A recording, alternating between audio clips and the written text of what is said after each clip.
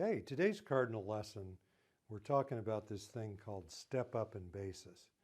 And you may have heard this in the news, and some of you may wonder, what in the world are they talking about? Okay, and so the basis of a capital asset, like some stock that you own, or if you owned a building and you bought a building for $200,000 several years ago, and you now were to sell it for $700,000, and you earn $500,000 of capital gain, the basis is the $200,000 that you paid when you first bought the thing. Okay, so whenever you sell a capital asset, and a capital asset could be some shares of stock, it could be a car that appreciated in value, which there's not too many of those. It could be a farm. It could be a business. It could be anything that you buy and you pay a certain amount of money, and then many years later it's worth substantially more or just more. That's a capital asset that you have held, and you don't pay taxes as you go along on that appreciated value. It just is worth more, but you're not having to pay tax as you go along. And so what's been in the news lately is they've been talking about eliminating this in the income tax system or in the estate tax system. So when somebody dies and then they pass their assets on, like that building I was talking about earlier, if a person had bought a building years ago and it was $200,000 and they hadn't depreciated it, it's just that's what they put in it, and then after their death, it's sold for $700,000, or even at their death, it's just given to their son or transferred to their son's basis is stepped up from $200,000 to $700,000. So in other words, he could turn around and sell that and pay no taxes if he got $700,000 net for it. So this is a pretty big deal. When you're driving down the road, around this area, the Triangle of North Carolina, or a lot of places in America, you're going down, you see housing development, and then all of a sudden you got a farm with cows grazing in the pasture, and then there's another housing development on the other side, and you're saying, why in the world would how can that guy afford, or that person afford to graze cows on that pasture land?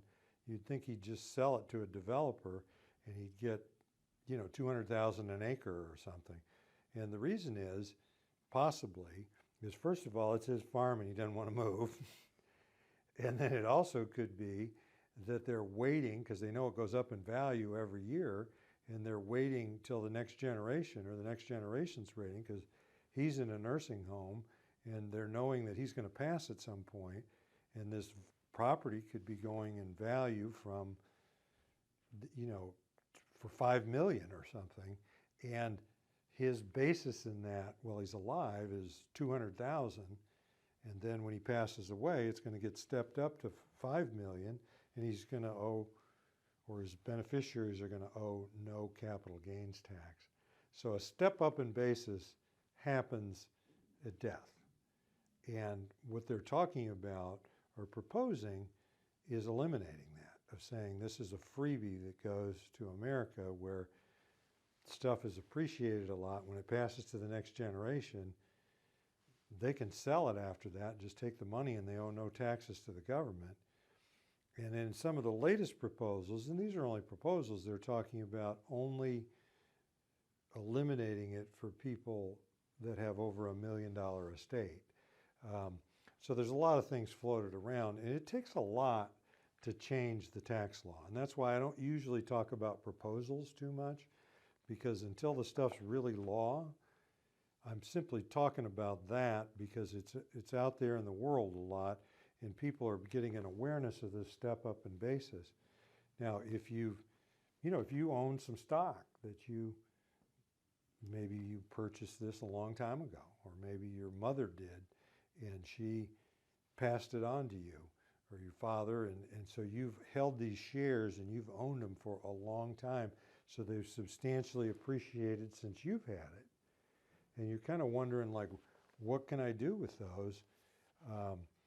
You're thinking about selling them, maybe because your parents held them, you held them. Maybe you need the money, and if you need the money, just sell them or sell part of them.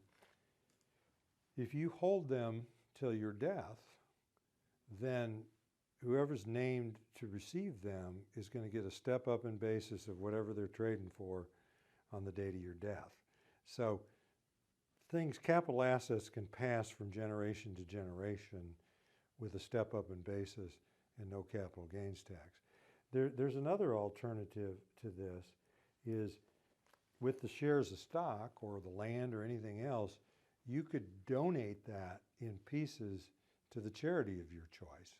So if you wanted to give those to your church, or you wanted to give them to some society that you belong, or some nonprofit, you could do that a little bit of year, and you can actually take as a charitable deduction the value on the date you give the deduction, even though your basis is way lower. So there's a way to give things away and actually get a tax deduction and avoid the capital gains if you give them to a qualified charity. So there's a lot of things we can do in planning. I just generally wanted to define step up in basis. And I want to finish this video where I want to talk about the primary residence, because there are other ways to deal with the primary residence, which just happens to be many people's largest capital asset. In most families in America, they own a home, and they've owned a home for a lot of years, and they may even be, have lost their spouse, and they may be a single person living in this house, a widow or widower, and they've owned it for a lot of years. It's appreciated a lot in value, and now they're thinking about selling it and moving to somewhere else that's more suitable, downsizing. And I have a lot of people come into me that think they're going to owe taxes on this gain that they've gotten on their house, and they're worried about it. And they're surprised to find out that there's a special exclusion for the sale of your primary residence. If you've lived in the home 2 of the last 5 years, that's all you got to certify. If you lived in the home that 2 of the last 5 years, you owe no taxes on the first $250,000 of gain. That's if you're a single person. If you're a married couple, you both get that. So you've got up to a $500,000 gain on a principal residence, no taxes. And that's really, for people that are not aware of that and how it works, I wouldn't rely on it just on this video. You need to get some professional advice. But that's a beautiful thing, and that doesn't have anything to do with selling it after you pass away. And in my experience, most of the time, the children don't want the house that mom and dad lived in. Now, there's exceptions to that. There's people that either mom and dad want them to live there, or one of the kids wants to move in there. But my experience is most of the time, the kids don't want the residence anyhow. So with any of this stuff, I don't really like tax planning to drive my clients' life decision making. In other words, taxes are a factor, and they're an important factor.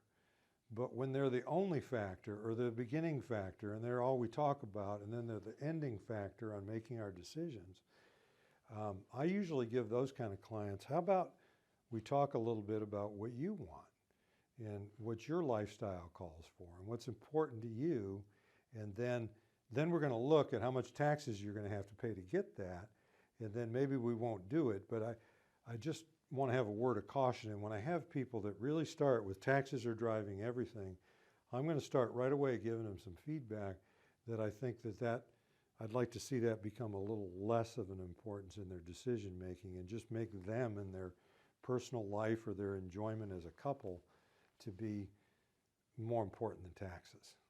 So we're a small family-owned insurance agency. We're not a call center. We're in Durham, North Carolina. I'm Hans Scheil. I have a staff that's wonderful. If you call into us and you want some help with any of these things that you're hearing me talk about on YouTube, we'll be glad to help you. It's a risk-free deal. We're not going to call you repeatedly or sell your information to someone else. We're really here to help people. We'd love to hear from you. I'm Hans Scheil, and I thank you for listening.